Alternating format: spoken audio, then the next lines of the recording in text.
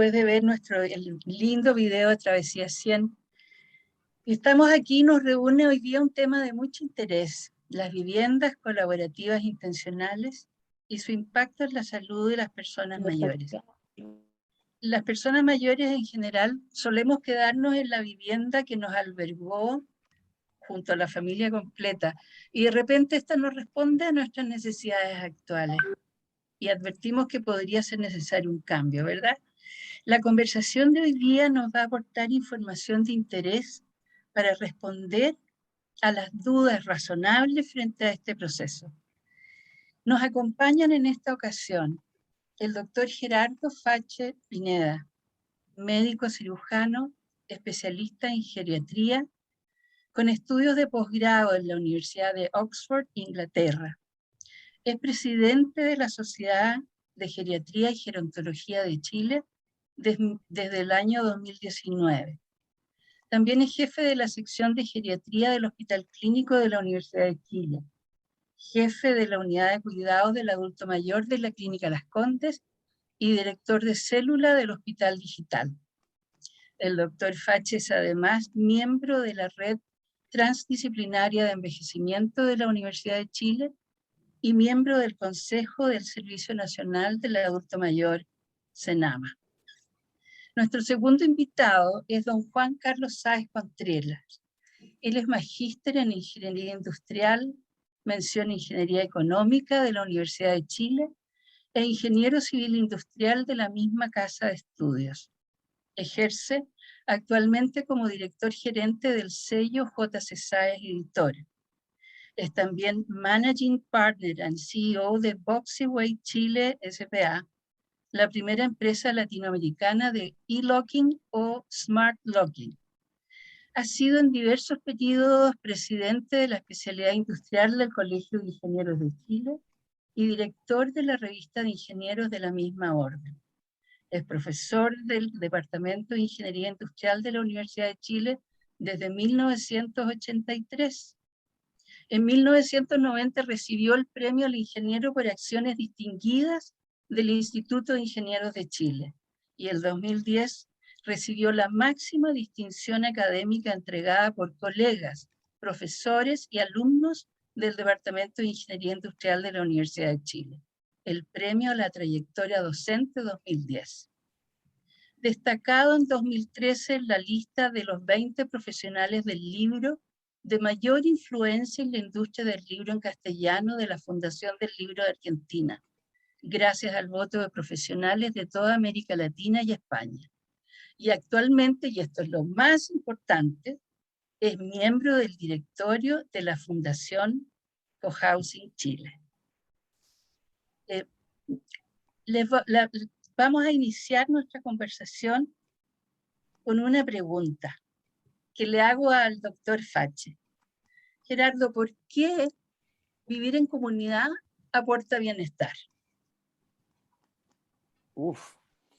Bueno, primero que todo agradecer la invitación. Qué grato poder estar en una tarde como hoy, compartiendo acá y en un espacio de aprendizaje. Y en los próximos minutos voy a tratar de responder esa pregunta y después voy a estar ahí también súper disponible para poder aprender de qué manera yo también puedo ir nutriendo lo que es la respuesta que les voy a tratar de proponer hoy día. Espero que estén ahí viendo lo que estoy tratando ahí de proyectarles.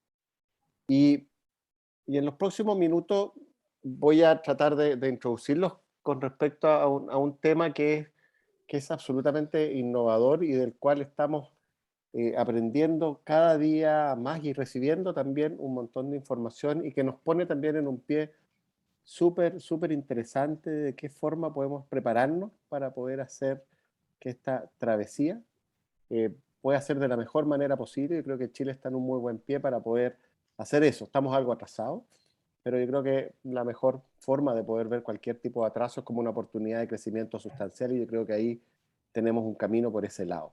En un escenario donde esto no es duda para ninguno de los que están acá, Chile es un país envejecido. No sé por qué cada vez que uno habla del tema como de envejecimiento dicen que es un proceso, que estamos envejeciendo. Esto es una realidad, hoy día más del 17% de la población son personas mayores, todas las proyecciones que se han hecho han ido quedando cortas, la expectativa de vida hoy día es altísima, la esperanza de vida en Chile es de la más alta en toda América, después de Canadá y Costa Rica, y en ese cuadro que ven ustedes en la parte de abajo son proyecciones, y aunque no voy a entrar a detallar cada una de ellas, pero lo que es quizás lo más llamativo de eso es que todas esas proyecciones, que son estas las más actuales, se han ido quedando cortas. En la práctica, lo que pasó en Europa casi en 200 años, en Chile, con respecto a envejecimiento, está pasando en menos de 50 años. Entonces, eso claramente nos pone en un pie de que tenemos que tener una velocidad en la cual vayamos implementando las iniciativas que permitan que este proceso, que va a probablemente va a ser para prácticamente todas las personas, sea de la mejor manera posible. Y lo primero es ir rompiendo estereotipos, y esto es una de las cosas que lo que nos toca también hacer docencia, preguntamos habitualmente a las nuevas generaciones, que es, yo les entrego un papel y les pregunto, ¿cuántas de las personas mayores creen ustedes que son completa pero absolutamente autovalentes? Y la respuesta es triste, pero a su vez habla de cómo estamos también en un escenario tan discriminador asociado a la edad, lo que se llama el edadismo. Y la respuesta es habitualmente opuesta a la cual es la realidad que nos muestra aquí la encuesta Casén del 2017, que es que la gran mayoría de las personas mayores son absoluta y completamente autovalentes. Hay una tremenda heterogeneidad que es algo súper potente, pero esa imagen que las personas están agachadas, están con un montón de elementos que los limitan en su capacidad de mantenerse independientes, es un estereotipo súper instalado y por el cual tenemos que buscar las estrategias, por la cual podemos ir generando estos cambios. Imagínense, dentro de los mismos profesionales de la salud, ese estereotipo está súper instalado. Entonces hay un desafío que tenemos todos y probablemente ustedes también son muy relevantes como actores para tomar ese testimonio y generar un cambio que al final radique en un cambio de cultura para poder hacer visible una realidad que claramente dista mucho de estos preceptos que hoy día están circulando. Y esta diapo me gusta mucho porque refleja cómo nosotros somos motores de lo que nos va a pasar en nuestro proceso de envejecimiento. Entre un 15 y un 20% de lo que nos va a ocurrir en nuestro envejecimiento viene dado por nuestros genes, pero el 80% al final es el resultado de lo que hacemos y lo que dejamos de hacer. Ojalá tuviéramos una instancia para que me vayan contando ustedes cuántas de estas cosas cada uno de ustedes está haciendo para estarse buenos años de vida. Por ejemplo, pensar cosas negativas, fumar, no ocupar hilo dental para tener una buena higiene oral, quiénes son policías, quienes no beben alcohol, cuáles son hombres, eso ahí no hay mucho que hacer. No tener actividad sexual, ahí me pueden contar también quienes no tienen actividad sexual, los que no usan anillos, los que no se casan, los que están mucho rato sentados, los que no tienen mascotas, todos esos determinantes se ha visto que reducen nuestra posibilidad de tener una mejor sobrevida. Y aquí les puse en un óvalo el punto 8. No te cases. Esto va en línea con lo que estamos tratando hoy día de conversar, que se vincula con lo que es nuestras relaciones sociales. Como nosotros, como seres humanos, uno de los elementos que nos caracteriza mucho es nuestra vinculación con los otros. Somos, por definición, entes sociales. Y qué mejor ejemplo de lo dificultoso que significa cuando se rompen este tipo de estructuras, que es lo que ha sido, lo que nos ha pasado durante esta pandemia. Hace unos años, como Sociedad de Geriatría y Gerontología de Chile, trabajamos en un decálogo del buen envejecer. Y uno de los principales elementos que, por lo tanto, entró en esta categorización fue la relevancia de la socialización. Entonces, en general, nosotros en salud, cuando queremos demostrar que alguna situación en particular es importante, nos vamos a lo que se llama la evidencia, de qué manera tenemos investigaciones o no, que pueden demostrarlo lo que estamos tratando aquí de transmitirles. Y hoy día la evidencia en general nos muestra, por ejemplo, que la socialización protege nuestro cerebro, nos permite mantenernos independientes, que no dependamos, por lo tanto, de otros para hacer nuestras actividades del día a día, y hace que nuestra capacidad de visualizar lo que es nuestra perspectiva vital, nuestro estado de ánimo, nuestro bienestar general, también mejore. Pero esto también viene de la mano con algunos elementos que son bien interesante resaltar. Primero, la socialización es algo que en general en nuestro país se ve con mucha mayor frecuencia, con mucho mayor impacto en la población del sexo femenino. Esto también se ve contrastado con un escenario en el cual los recursos son súper limitados para poder hacer buen uso de ellos y donde uno de los elementos principales para poder llegar a ser una buena interacción o una buena participación social es tener la posibilidad de elegir, que existan alternativas. Y eso es lo que en la práctica va a ir determinando que podamos ir pensando que lo que queremos hacer va a ser algo que va a redundar en beneficio.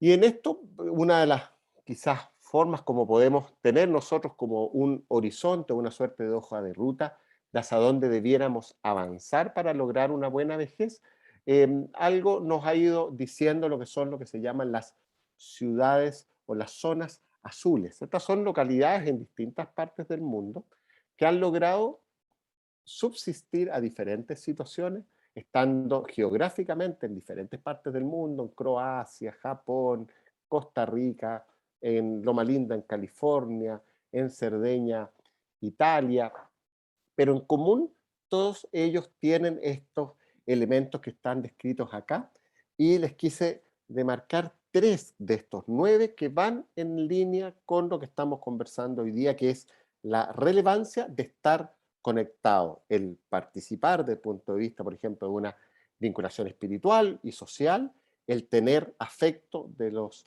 que están alrededor de nosotros y el estar instalado en un buen ambiente tribal, o sea, el vivir en una comunidad propositiva que nos permita, por lo tanto, ir en un continuo desarrollo que nos permita ir continuando nuestro camino hacia adelante. Entonces, la realidad de Chile nos muestra que esto muchas veces contrasta con lo que son los lineamientos que se han visto que son necesarios para tener una mejor vejez. Más de un 13% vive solo, nuevamente esto se concentra en una mayor medida en las mujeres, pero también hay que hacer un matiz contra lo que significa estar solo y sentirse solo.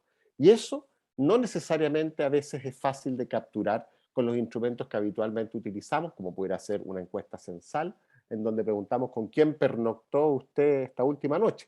En lo operativo eso no necesariamente significa que estamos conectados, no necesariamente significa que estamos viviendo en sociedad, pero esos matices son fundamentales y es también lo que ha ido dificultando muchas veces la interpretación de los datos de las diferentes investigaciones.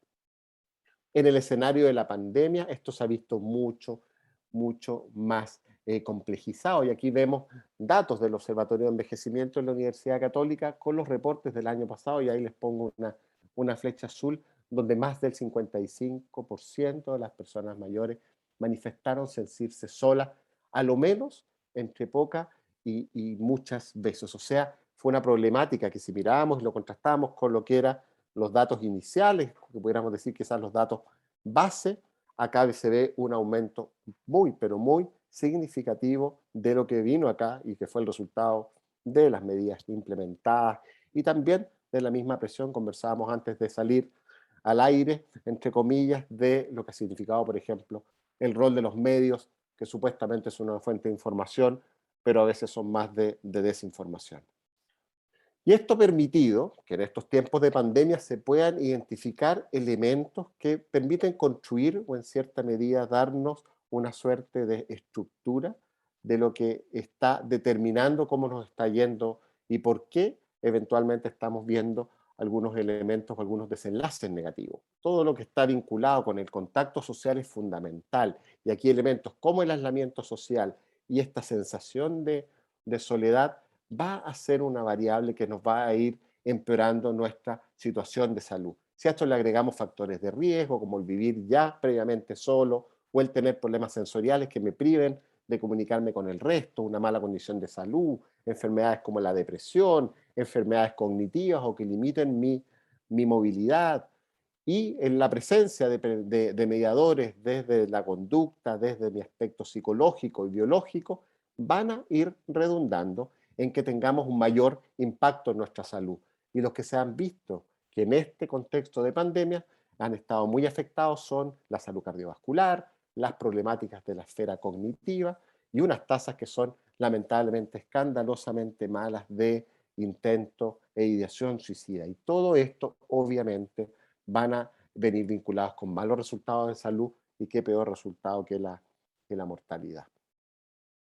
Entonces también vamos viendo cómo, por lo tanto, esta soledad, a partir de investigaciones y ahora ya mirándonos desde una perspectiva general, es un elemento que va empeorando nuestro bienestar y nuestra situación general para poder enfrentar de una mejor manera lo que se nos viene adelante. Y la soledad per se hace que la población tenga un peor pronóstico, o sea, hay un riesgo inherente propio de la soledad para ser un determinante de mayor mortalidad. La gente además pierde independencia, pierde la capacidad de movilizar sus extremidades superiores, la movilidad en general está afectada, su capacidad por lo menos de hacer algunas estrategias de escalamiento también empeora. Y si lo llevamos ahora con publicaciones más recientes, como se ven esos gráficos llenos de colores de su derecha, lo que quiero transmitirles acá que independiente de las décadas, ya sea a los 60, a los 70 y a los 80, la soledad, ya sea esta ocasional o frecuente, hace que la esperanza de vida general empeore y la de mejor calidad empeore aún más. Y eso es claramente distinto a las personas que operativamente no están solos. O sea, ya sea desde publicaciones que ya tienen algunos años hasta ya encuestas mucho más macro desde la perspectiva poblacional y que están claramente hoy día muy empujadas por los datos de la pandemia, esto es un determinante sumamente importante para que le demos una mirada desde la perspectiva también sanitaria, que es lo que hacemos nosotros desde la geriatría. ¿Y qué podemos hacer en esto? Y han ido apareciendo algunas intervenciones que nos pueden ir dando luces de cómo poder ir dando respuesta a esto. Y acá están los desafíos que tenemos como sociedad, cómo aumentamos los soportes sociales, cómo mejoramos las habilidades que las personas tienen, cómo transmitimos estrategias para que puedan enfrentar de una mejor forma las dificultades que puedan haber en respecto a lo que es la adaptación social y cómo generamos también oportunidades para que se den los momentos adecuados para una apropiada interacción social, poniendo siempre al centro a la persona. Y acá hay un libro que para mí me marcó un antes y un después para realmente cuestionar, te lo recomiendo a todos, se llama Ser Mortal, de un escritor norteamericano, se llama Atul Gawande, y él hace una suerte de apología de lo que es la geriatría, lo cual los que estamos dedicados a esto nos deja con el pecho bien, bien parado, pero por otro lado también uno hace un análisis muy crítico de cómo estamos saliendo nosotros, los médicos, para enfrentar lo que es las realidades de salud, pero también se adentra en aspectos sociales que son fundamentales y también rompedores de paradigma. Plantea, por ejemplo, que esta mirada que tenemos de la salud hoy día está desenfocada, está absolutamente centrada en que midamos algún parámetro, en que registremos algún valor, y eso es lo que nos va a permitir a nosotros hablar de una buena salud. Cuando en realidad, cuando uno habla con las personas mayores, y hoy día ya lo estamos empezando a dimensionar, se lo voy a mostrar también un poco más adelante, lo que más importa es la calidad de vida. Y eso nos obliga, por lo tanto, a que tengamos que estar en un escenario en donde necesitamos tener una versatilidad con respecto a nuestras miradas comunitarias. Y ahí es donde lo que vamos a conversar hoy día adquiere un valor pero tan sustancial que nos permite, por lo tanto, ojalá encontrar las respuestas para esa versatilidad. Y ya vamos a ir terminando. Quise hacer una pequeña revisión de las últimas publicaciones con una de las estrategias, que es la que profundizaremos hoy día, que es el cohousing. Y aquí aparecen trabajos que son muy recientes, estamos hablando de algo sumamente innovador. Publicaciones del 2019 en una revista sobre envejecimiento y mujeres, con una encuesta en 5 comunidades, más o menos 86 personas, y la experiencia de vivir en un escenario cohousing transgeneracional fue satisfactoria. En general, se asoció a menor sensación de soledad, mejor datos, por lo tanto, que lo que eran los estándares nacionales. Esto es un estudio llevado a cabo en Estados Unidos, y donde el cohousing se veía como una instancia que permitía generar un modelo que a la gente le hacía sentirse como parte de una comunidad. En 2019 recién aparece el primer estudio de cohousing canadiense, y donde la variable que miren calidad de vida. Y la calidad de vida mejora desde el punto de vista ambiental, físico y psicológico. Ahí aparece la escala que ocuparon para poder medirlo. Y donde los hitos principales y estos son verbalizados por las mismas usuarios, eran ser partes de la comunidad, la sensación de vida en comunidad, tener el escenario también como otro hito importante, que habían cambios que estaban asociados al envejecimiento, por lo tanto, haciéndonos cargo de la necesidad de que estos escenarios sean adaptables, y también lo relevante de la pertenencia, esto del envejecer en el lugar, por lo tanto, de qué manera también somos capaces de poder incorporar esas necesidades a lo que las personas plantean. Y esto ha sido sistematizado, incorporado en un trabajo de revisión, que es del año pasado, donde a partir de 25 publicaciones aparecen elementos que son bien interesantes. Lo primero, todos los trabajos incluidos se desarrollaron en países de altos ingresos. Otro desafío súper importante, ¿cómo podemos llevar modelos de mejor convivencia a todos? No solamente, como ocurrió por ejemplo con las vacunas, a los países que tienen más recursos. Lo que se ha visto, que este modelo mejoraría la salud, mejoraría el bienestar, principalmente dado por lo que llamamos nosotros determinantes psicosociales, que tienen que ver con esta estrategia que nos permite mantener un buen estado de bienestar general.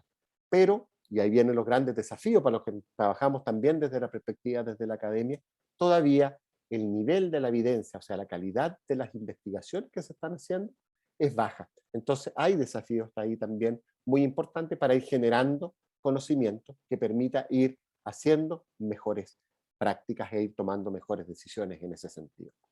Entonces, lo que vimos en estos minutos, una suerte de una introducción, probablemente menos atractiva de lo que va a decir mi siguiente expositor, a quien espero ahí yo con ansias escuchar, es que estamos en un país envejecido, en donde este grupo que es tan heterogéneo necesita que tengamos respuestas que sean así de versátiles, y donde lamentablemente la soledad y esta sensación de soledad empiezan a tener resultados que son negativos. Y esos desenlaces en salud es un desafío para que hagamos lo posible por transformarlo. Y tenemos que salir de esta zona de confort de medir estos indicadores minimalistas y empezar a aprender a medir lo que realmente le interesa a las personas. Y donde vemos que la participación comunitaria es clave, y de dónde vamos a ir aprendiendo esto de experiencias internacionales, pero el desafío es que seamos capaces de adaptar esas experiencias internacionales de manera urgente a lo que es nuestra realidad. Muchísimas gracias, pues, y agradezco nuevamente aquí a Travesía 100 y a Cohousing Chile por darme estos minutos de compartir con ustedes.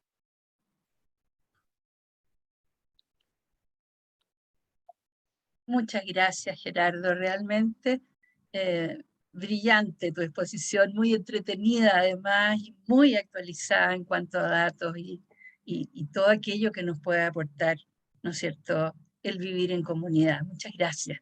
Juan Carlos, estamos contigo.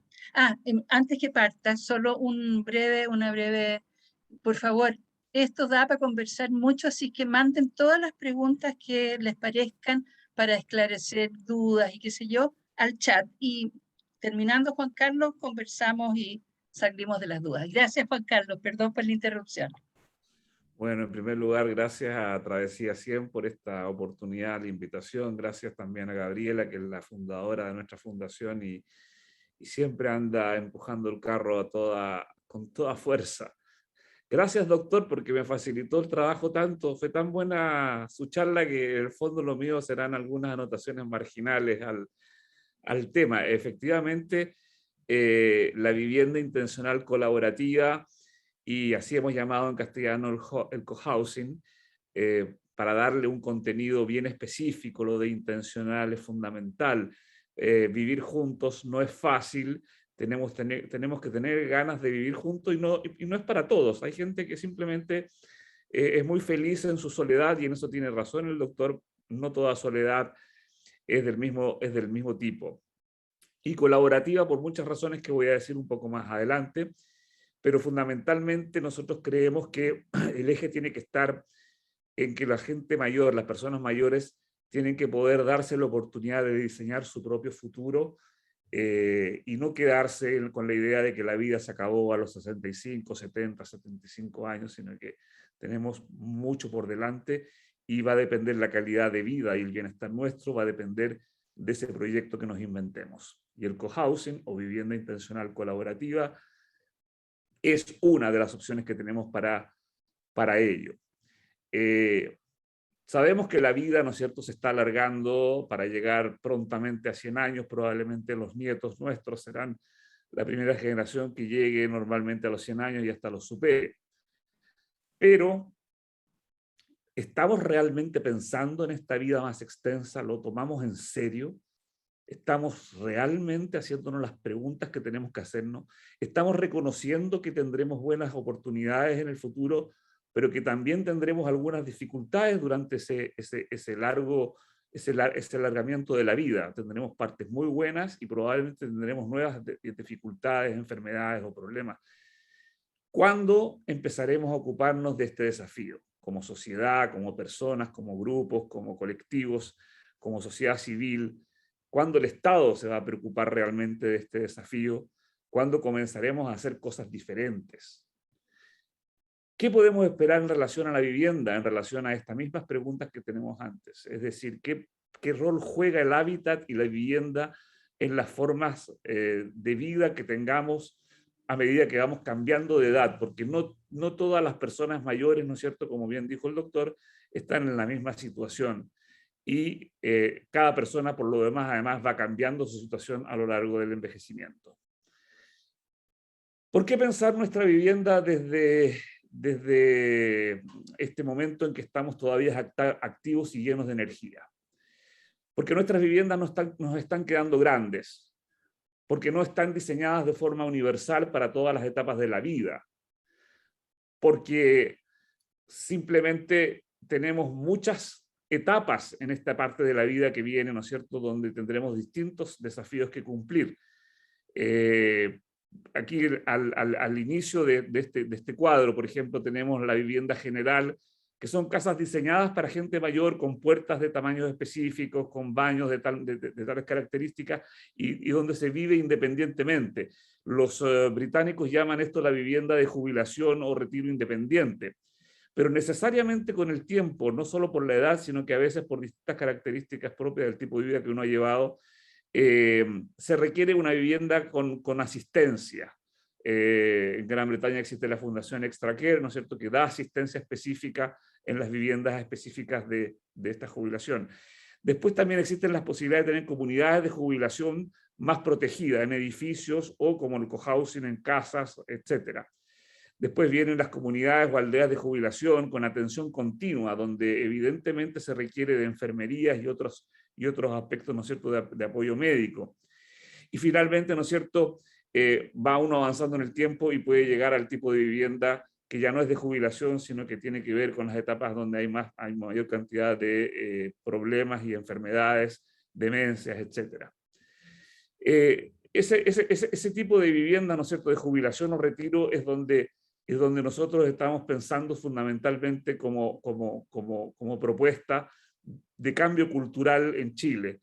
Viviendas que tengan, ¿no es cierto?, un diseño específico para la vida independiente y que potencien las capacidades y las potencialidades que todavía tenemos entre los 60, 80, 85 años.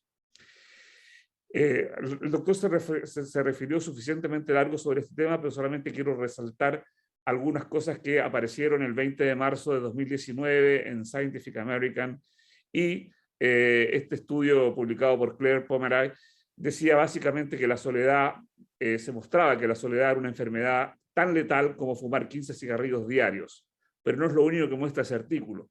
Ese artículo también muestra que hay una asociación sorprendente entre soledad y riesgo de mortalidad por cáncer. También en ese mismo artículo se subraya que los biólogos han podido demostrar que los sentimientos de soledad liberan, ¿no es cierto?, ciertas hormonas del estrés que a su vez están asociadas a presión arterial más alta, menor resistencia a las infecciones, riesgo de enfermedad cardiovascular, cáncer.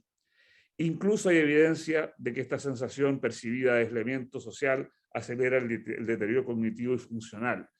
De eso se refirió largamente el doctor y no me quiero quedar, ¿no es cierto?, en ello, solamente lo refuerzo y lo subrayo para decir por qué para nosotros es tan importante repensar la forma en que vamos a abordar estos últimos 30 o 40 años de nuestra vida.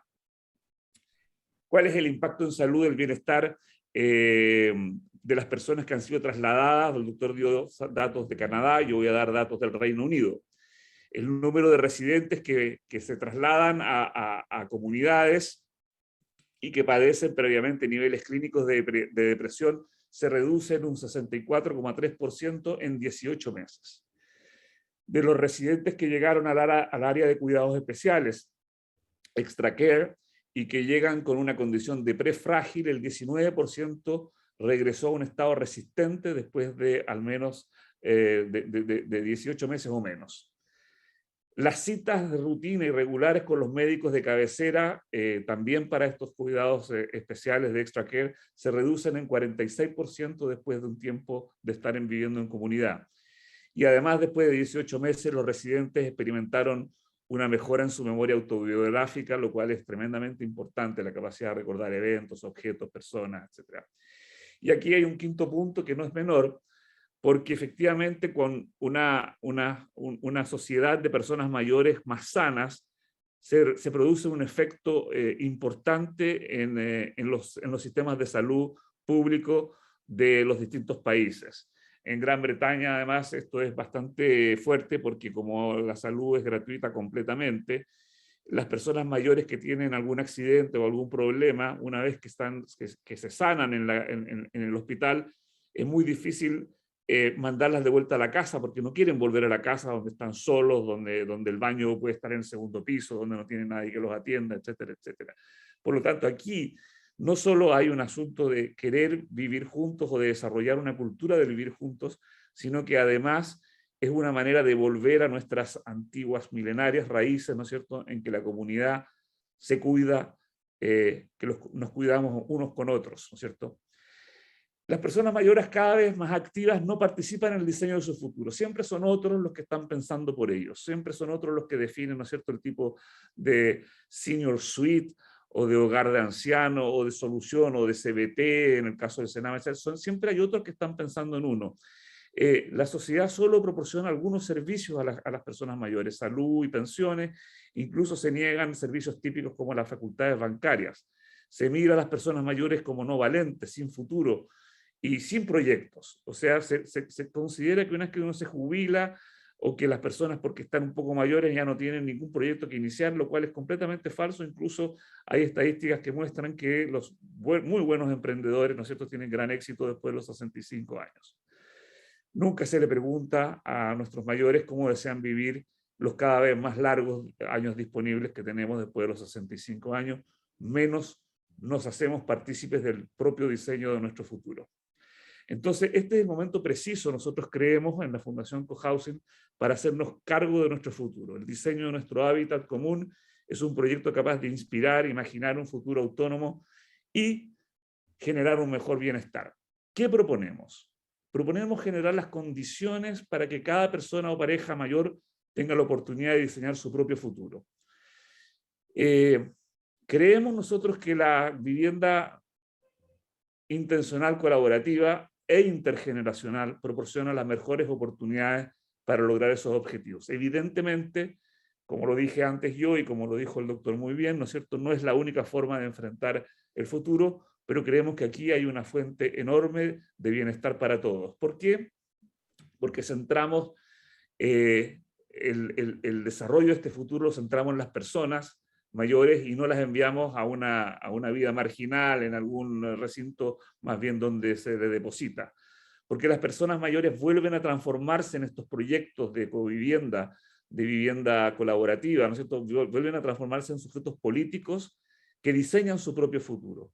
Porque se genera un nuevo futuro diseñado en conjunto, dando nuevo impulso a las ideas. Las personas mayores tienen una gran cantidad de ideas, creatividad, nuevas responsabilidades.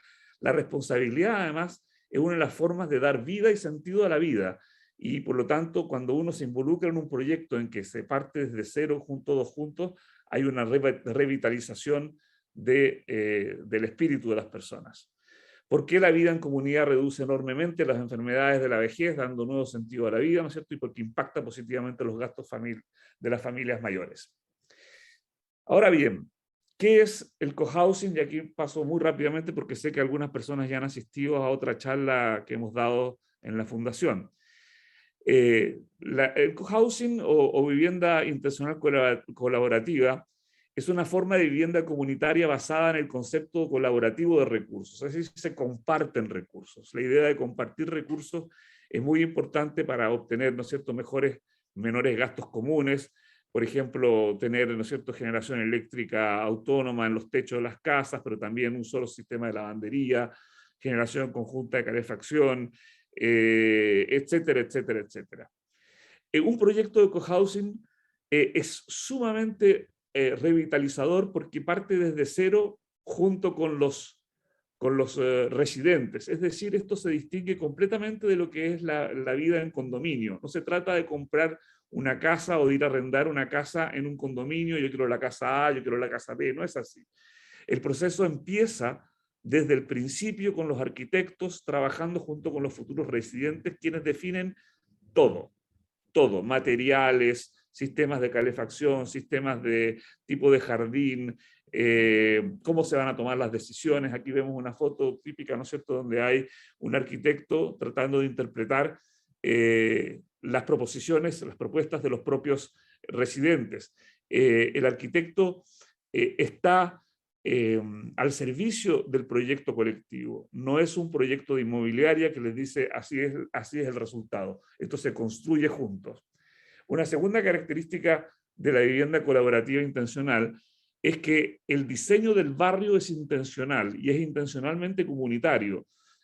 Aquí vemos un ejemplo donde, por ejemplo, las casas dan hacia jardines interiores que son comunes, pero también hay jardines individuales. Lo interesante del cohousing es que respeta una vivienda individual donde uno puede quedarse si desea quedarse, porque no todos los días tiene ganas de pasear junto con los demás, o ir a la cafetería, o cualquier otra actividad colectiva como talleres, etcétera, que se pudiese desarrollar. Incluso en uno de estos barrios puede ser perfectamente posible que las personas mantengan sus oficios, sus profesiones. No hay ninguna razón para dejar de ser médico, ingeniero, arquitecto, o incluso artesano, pintor, músico, etc. La otra parte importante de los proyectos cohousing es que tienen áreas comunes muy importantes. Las casas son más bien pequeñas porque cuando estamos mayores no necesitamos más de 60, 80 metros cuadrados, ya es mucho a veces. Y por lo tanto los que son importantes son los espacios comunes. Por ejemplo, aquí, ¿no es cierto?, ustedes pueden tener al fondo un lugar donde se come, se almuerza juntos, se cena juntos, que también se puede cerrar y puede ser un cine junto, puede ser un teatro, o puede ser para jugar a las cartas, al bingo, etc. Los espacios comunes son fundamentales.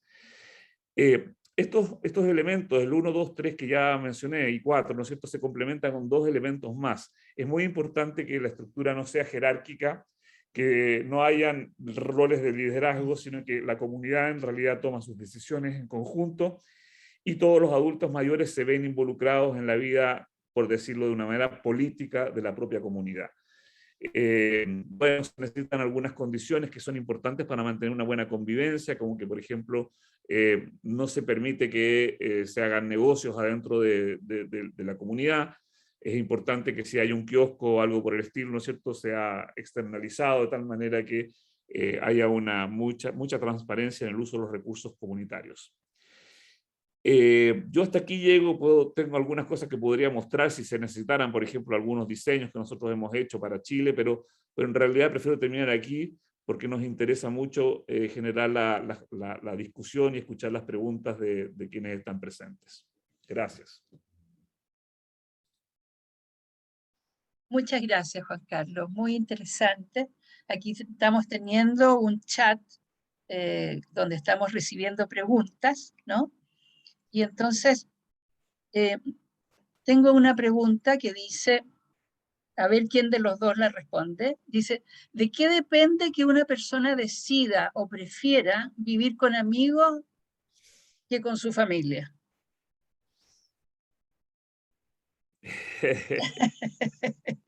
La pregunta tiene 1 millón de respuestas. Cada persona es un universo, obviamente, ¿no? En la vida moderna, perdón, doctor, solamente brevemente y le doy la palabra, yo creo que en la vida moderna las familias van alejándose de los mayores porque tienen trabajos que están a distancia, se cambian de país, las ciudades son tan enormes que entre vivir en Pirque y vivir en Vitacura o vivir en cualquier sector de Santiago o en Valparaíso, Santo Domingo, hace que la familia finalmente no pueda estar permanentemente dedicada a los mayores. Esta idea que la hija se preocupa del papá o de la mamá, tampoco es posible ya, porque las mujeres con todo derecho tienen una vida laboral muy intensa y tienen que preocuparse de niños, trabajo, etc. Entonces, yo pienso que naturalmente se va a ir dando que las personas mayores vamos a ir a tender a reforzar los grupos de amistades que tenemos. Y ya por lo menos yo personalmente lo vivo muy intensamente con mi grupo de amigos que estudió juntos en la universidad. Y es increíble cómo en los últimos años se ha fortalecido nuestra amistad mucho más de lo que fue hace 10 o 15 años atrás, en que cada uno estaba en la plenitud de sus proyectos. Hasta ahí mi respuesta. Gerardo, doctor, ¿qué nos dirías tú? Yo me colgaría del principio básico de la heterogeneidad que caracteriza a este grupo en especial. Y eso es lo que permite también que cuando uno estructura, define o piensa una política, esa política tiene que tener una forma, tiene que tener un contenido, tiene que tener valga la redundancia, una estructura, pero esa estructura tiene que ser flexible para hacernos cargo de lo que significa al final la familia. Y la familia no solamente va a venir dado por un vínculo sanguíneo, sino va a venir dado probablemente por diferentes elementos, que pudieran ser a veces también intereses comunes, por ejemplo. Entonces, yo creo que tenemos que estar pensando en una mirada que sea lo suficientemente inclusiva para poder permitir estas diferentes opciones y que, por lo tanto, no se contrapongan y no las limiten al final. Yo mostraba en una de esas diapositivas y después lo reforzaba muy bien Juan Carlos, el escenario de poder elegir. Eso yo creo que es la principal fortaleza de cualquier cosa que podemos tratar de pensar. Cuando la elección es una, no hay elección. Y eso es lo que muchas veces vemos nosotros. Y nos dicen, pero si les estamos dando una opción. No hay una opción cuando no hay una posibilidad de tener alternativas. Y en ese sentido hay que ser lo suficientemente flexibles como para que esas alternativas se hagan cargo de estas particularidades, lo que significa una nueva definición de lo que es una familia. Gracias, doctor. Quiero solo hacer un pequeño paréntesis antes de seguir con algún par de preguntas más. Es que vamos a pasar una encuesta hacia el final de esta conversación para que podamos nosotros tener algún material de estudio posterior que nos permita avanzar en todo lo que tenemos por delante como desafío, ¿verdad? Tengo otra pregunta acá que dice, ¿cuál es la principal diferencia entre asilo y cohousing? Lo activo que son, lo autovalentes. A ver quién se lanza con esa respuesta. No sé, a mí me gustaría comenzar. No tiene nada que ver una cosa con la otra. Vivir al lado de alguien no es vivir en comunidad necesariamente. Un gran ejemplo son los CBT, los condominios de vivienda tutelada del Senama, que son muy buenas ideas desde el punto de vista de resolver el tema físico de la vivienda, pero las personas no quieren vivir juntas y se llevan bastante mal porque vienen de distintas realidades culturales, económicas, regionales, etcétera, etcétera. Algunos tienen algunos defectos. Y por lo tanto, tampoco lo es un condominio donde hay vidas independientes, aunque seamos todos mayores. En el cohousing, en la vivienda intencional, y esa es la palabra fundamental, ¿no es cierto?, colaborativa, ocurren esas dos cosas. Se tiene la intención de convivir mientras igual se mantiene su espacio propio, sus 60, 70 metros cuadrados, su departamento, ¿no es cierto?, pero también se tiene la intención, ¿no es cierto?, de jugar juntos, de conversar, de compartir. El co-care que llaman los norteamericanos o los gringos en general existe, es decir, el co-cuidado. Por eso que la intergeneracionalidad es muy importante, porque cuando al principio se partió con este modelo, eran todos de 60 años y todos llegaron juntos a 90. Y eso es una dificultad finalmente, ¿no es cierto?, para hacer el co-care, ¿no es cierto? Tiene que haber una declaración intencional de ocuparse de los demás y colaborativa en el sentido de que el proyecto de construcción y vida, ¿no es cierto?, es un proyecto de colaboración, de cotrabajo, de diseñar juntos y también de tener actividades juntos. Uno puede perfectamente pensar en una comunidad que tiene un propósito específico, por ejemplo, medioambiental, cultivan sus propios huertos orgánicos u otras cosas que podamos imaginar. Quizás hasta se pueden entretener haciendo innovaciones tecnológicas dentro de la comunidad, como por ejemplo establecer lagunas grises para tratamiento de agua y riego, etc. Se puede hablar eternamente, no me quiero tomar la palabra. Ujú. Doctor, ¿la pandemia podría tener como consecuencia un cambio de vida y estimule la opción de esta modalidad?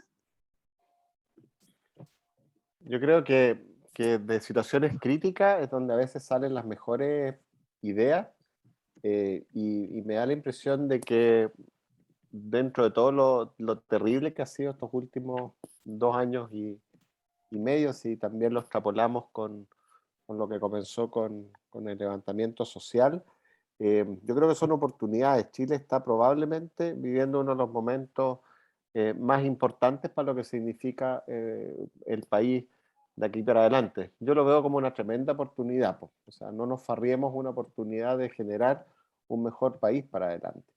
Y en ese sentido, una de las respuestas que tenemos que tratar de dar es cómo miramos los espacios para que las personas mayores puedan vivir, donde la respuesta que tenemos, y aquí me cuelgo de la pregunta anterior, está estructurada, está predefinida, está predeterminada sin la participación y sin la posibilidad de tener una mirada que no sea tan monodimensional. En general, la figura de un asilo, que ya como término suena feo, ya suena como una película de terror. O sea, si uno quiere poner el nombre de una banda de heavy metal, de estas que generan así, o de películas de terror, basta con ponerle asilo y ya genera impacto.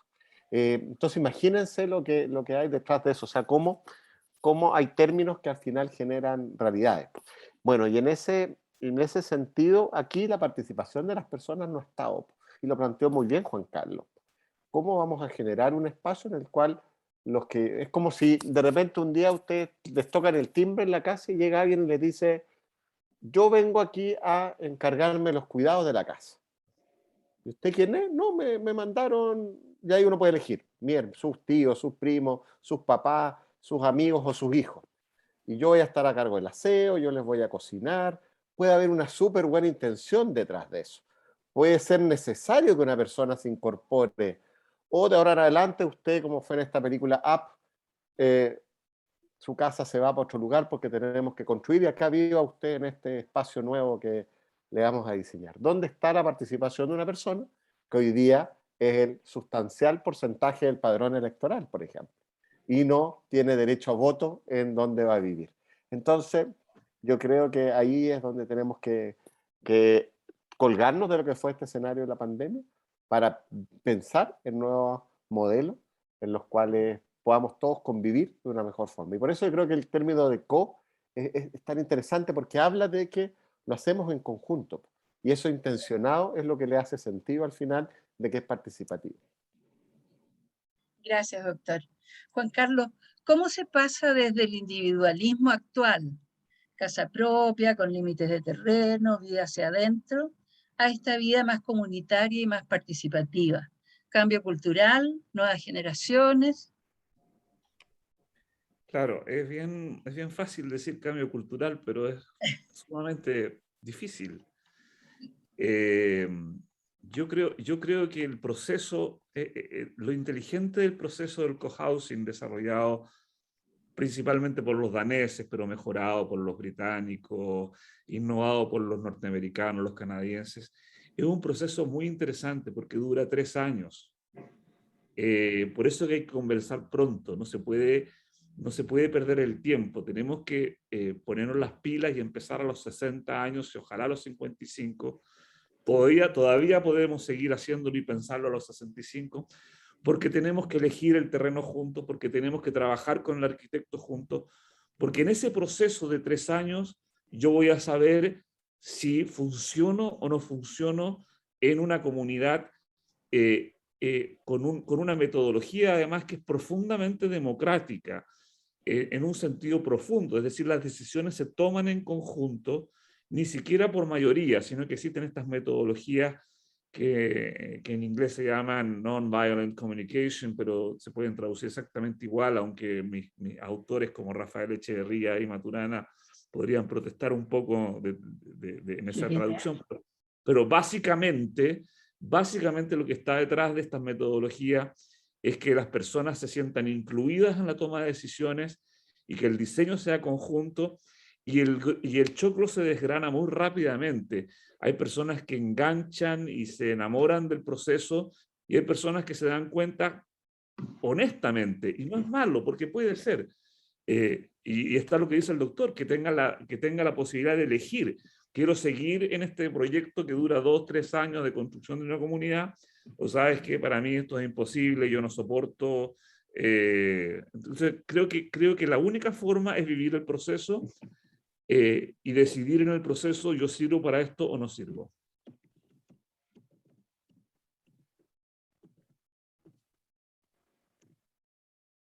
Estás sin micrófono, Gaby. Gracias, Juanca. Voy a matizar leyendo un comentario que nos manda Flores, Jime, a ti y a mí. Dice, me emociona este proyecto, soy de Concepción y desde hace 20 años o más perseguía una iniciativa así. Todo lo que hacen en Travesía 100 está absolutamente ligado para echarlo a andar. Te felicito porque creo que eres ideóloga. Una líder, ¿no? Qué linda. Bueno, tengo tiempo, Jime, para seguir con preguntas porque hay muchas preguntas. Se puede preguntar. Creo que está tan bueno que yo no le interrumpiría por el reloj, y sigamos. Ya, sigamos, ok, vale. Pregunta, ¿existen algunas experiencias de cohousing en Chile? ¿Hay algún proyecto en ejecución? Juan Carlos. No, propiamente tal no hay ningún proyecto en ejecución, tenemos varios en carpeta, tenemos uno en Mantagua, tenemos un proyecto bien especial en carpeta con los jesuitas, hemos hablado con ellos en Valparaíso. La idea es construir ahí un edificio para personas mayores de arrendamiento, pero y vincularlo con la gente joven, con los estudiantes universitarios que no son de altos ingresos en general en Valparaíso y vienen de otras regiones. Ahí se puede vivir una sinergia bien valiosa, que es la idea de que los jóvenes pueden cuidar, acompañar, comer, salir a caminar con los mayores y recibir a cambio, ¿no es cierto?, en ese mismo edificio una habitación a menor costo de arriendo. Es un modelo que no inventamos nosotros y que por supuesto estamos siempre mirando al extranjero, en Holanda, en Francia, estas cosas funcionan. Tenemos varias cosas en carpeta, tenemos un proyecto en el Parque Carén de la Universidad de Chile también. Todo esto es muy nuevo. Con Gabriela sobre todo viene predicando en el desierto desde hace 4 o 5 años. Y bueno, nosotros, la fundación tiene 2 años y creo que en 2 años hemos logrado entusiasmar a mucha gente, pero todo esto tiene que ir cuajando. Dos o tres cosas tienen que pasar. Una es que un grupo importante de gente empiece el proceso. Para nosotros es bien importante esto porque Gabriela y yo nos certificamos en Estados Unidos como facilitadores de procesos de creación de cohousing, que son muy difíciles y que tienen toda esta tecnología, esta técnica de comunicación no violenta y de creación de futuro conjunto, pero tiene también los problemas de financiamiento. Para eso tenemos, ¿no es cierto?, una comisión funcionando para mejorar los sistemas de cooperativas en Chile. Esto tiene problemas también, ¿no es cierto?, de legislación, de quién es dueño de la tierra, si es para mayores. En general, estos son personas que van a vivir 20, 30 años. ¿Cómo se hereda? Es mejor el arrendamiento, quizás porque el acceso es más importante que la propiedad. etcétera. Estamos construyendo en el camino y lo que más queremos es que algunos de los proyectos que tenemos ya hasta con diseños, como mostré por ahí, ¿no es cierto? Prontamente agarre vuelo. Gracias, Juan Carlos. Nosotros somos, dicen, una pareja de 43 años y queremos empezar a preparar el camino para vivir en comunidad a partir de los 65, por ejemplo. ¿Cómo se arman los grupos? Digamos que nuestros amigos no quieren vivir así. ¿Cómo generar barrios donde podamos hacerlo?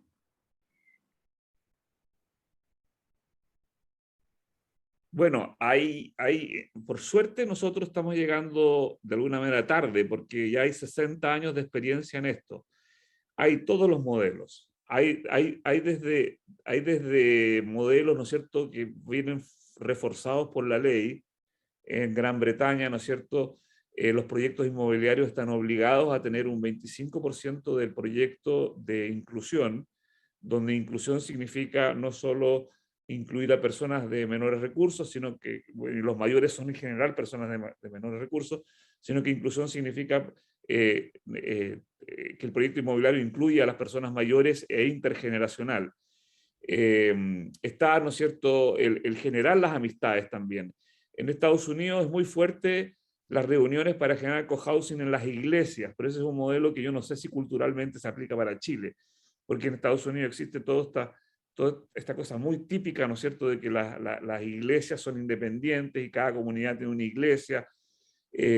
Hay muchas formas de resolver el tema. Nosotros los invitamos a que sigamos en estas reuniones, porque en algún momento se van a formar estos grupos de 25, 30 personas. Las comunidades no deben ser muy grandes, y esta es una cosa bien importante que no la he dicho en esta conversación, que es que la experiencia internacional permite mostrar que el mínimo necesario para una buena comunidad es 15 personas para poder tener ciertos gastos medios más bien bajos, y tampoco hay que crecer más allá de 25 unidades familiares porque el número de conflictos empieza a hacerse exponencial. Los seres humanos, y esto probablemente el doctor lo puede explicar mucho mejor, ¿no es cierto?, que neurológicamente tenemos cierta capacidad de coordinación comunitaria que tiene un límite, y tiene un límite que depende aparentemente del tamaño del cerebro, etcétera, etcétera, y por lo tanto, sobre 25 unidades familiares no se recomienda, los conflictos aumentan exponencialmente y ya no es una comunidad como la he descrito, intencional, colaborativa, democrática, donde las decisiones se toman todo en conjunto. En Chile probablemente va a surgir un modelo de cohousing a la chilena, porque esto hay que adaptarlo. Tampoco es cuestión de traer a daneses a Chile para hacer cohousing a la danesa. Sin duda.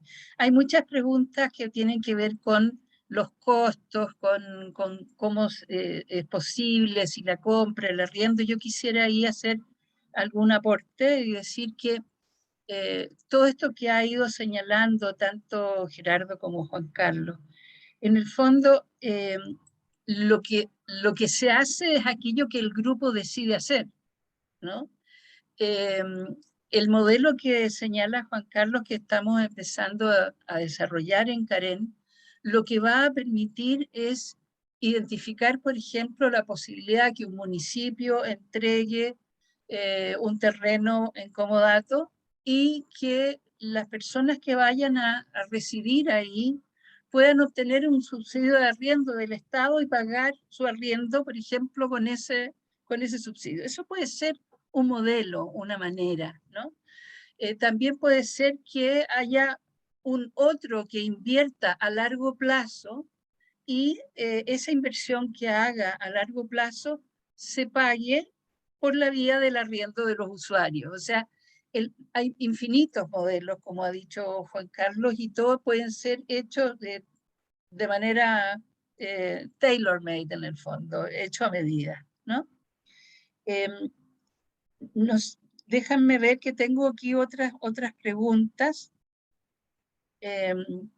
Quiero complementar algo sobre los costos. Por favor, dale. Gerardo dijo algo muy importante al final de su charla sobre que esta solución se ha dado con muy buenos éxitos en países desarrollados, de altos niveles de ingresos, etc. Uno de los propósitos que se ha impuesto la Fundación es que este modelo no puede ser un modelo calcado a como está en Europa o en Estados Unidos o en Canadá, sino que tiene que tener las distintas posibilidades y flexibilidades para ser accesible a una clase media profesional, a una clase media que con bajas jubilaciones cae su nivel de vida. También perfectamente puede seguir siendo válido para una clase media que tiene los ahorros y puede, por ejemplo, arrendar su casa antigua en Vitacura y con esa plata puede entrar en un cohousing en Santo Domingo o en Mantagua. Es decir, nosotros no queremos una solución única a lo europea o norteamericano, sino que queremos adaptarnos a las distintas realidades socioeconómicas y culturales de Chile, que estos sean soluciones universales. ¿Por qué universales? Porque los impactos en la calidad de vida de los mayores en los próximos 20, 30 años, si tenemos éxito en este modelo de vida, de cambio cultural, de innovación social y cultural, pueden ser enormes para toda la sociedad chilena, cualquiera sea su nivel profesional o sociocultural, etc. No tiene por qué ser una cosa para personas, ¿no es cierto?, de altos ingresos. Okay. ¿Qué caracteriza a una vivienda intencional colaborativa que la hace más adecuada que una residencia, por ejemplo, que una residencia para personas mayores? Doctor. Probablemente ahí lo que lo hace especial y lo hace diferenciador es el hecho de que la forma de cómo funciona es algo que deciden las mismas personas.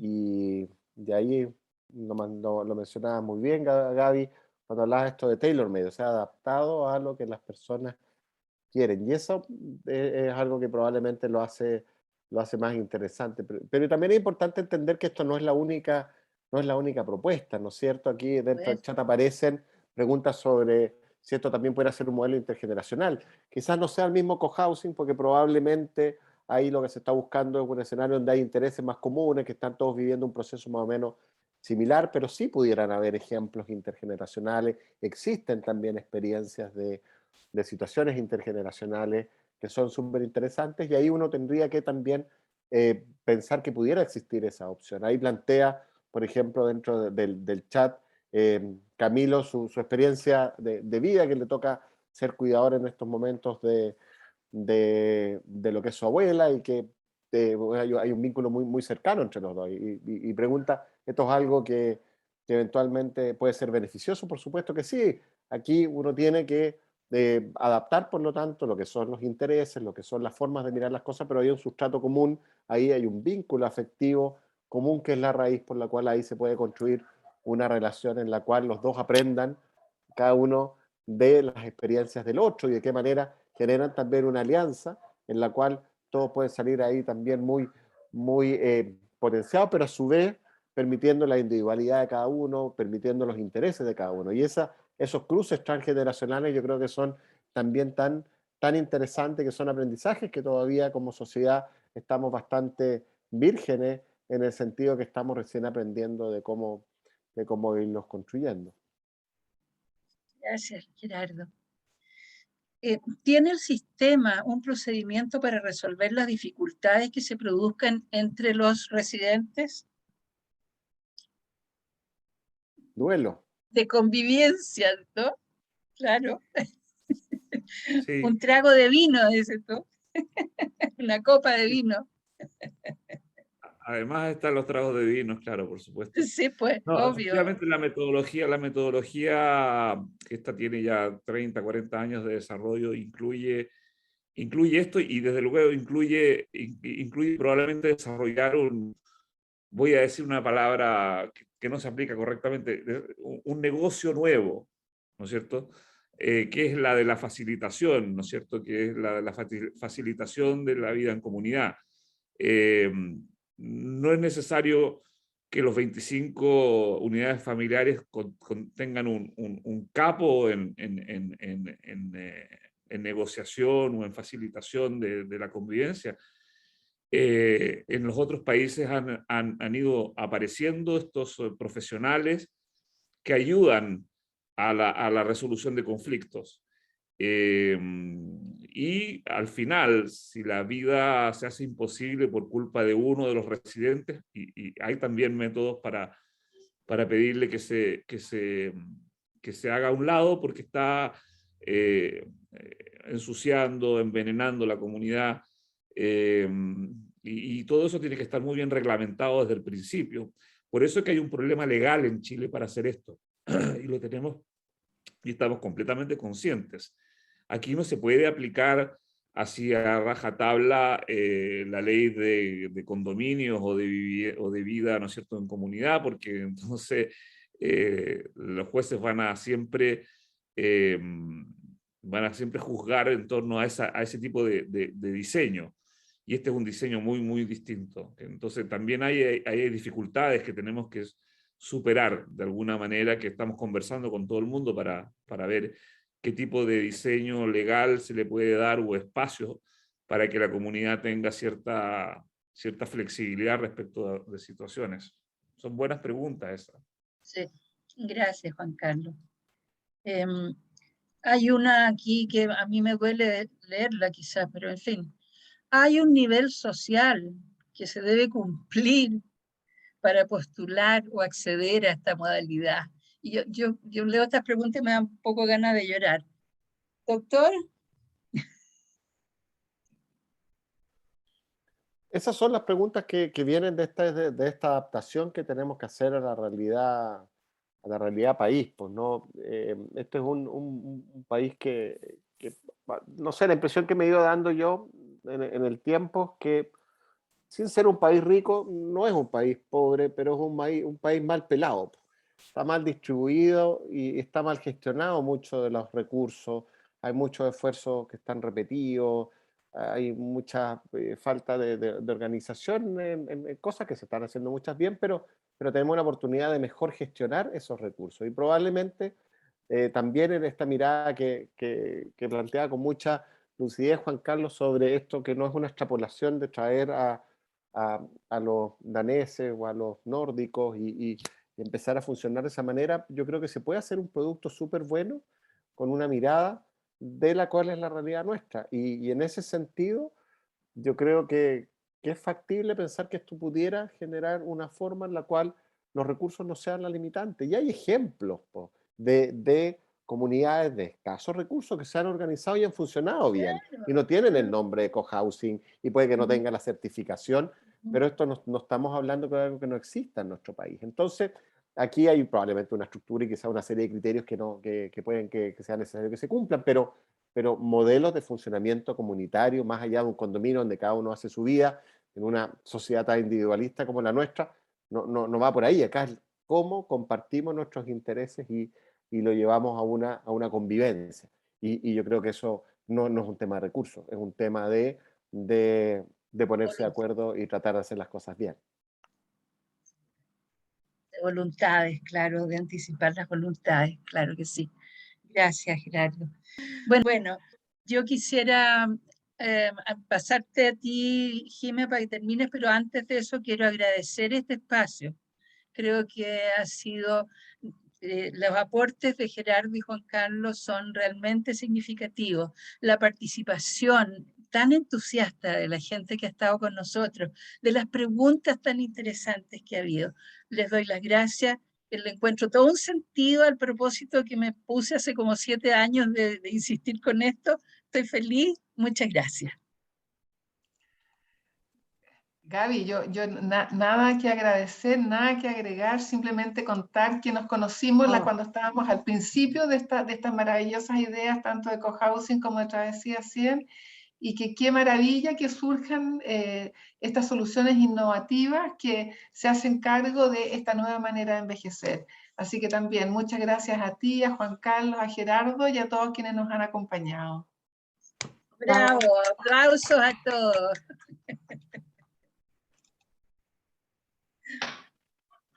Muchas gracias, Jimena. Muchas gracias a todos. Chao, muchas gracias. Gracias. Chao, Muchas gracias, que estén bien. Gracias. Igual, gracias. Todo. Está Gracias. llegando la primavera. Chao, muchas Sí. gracias.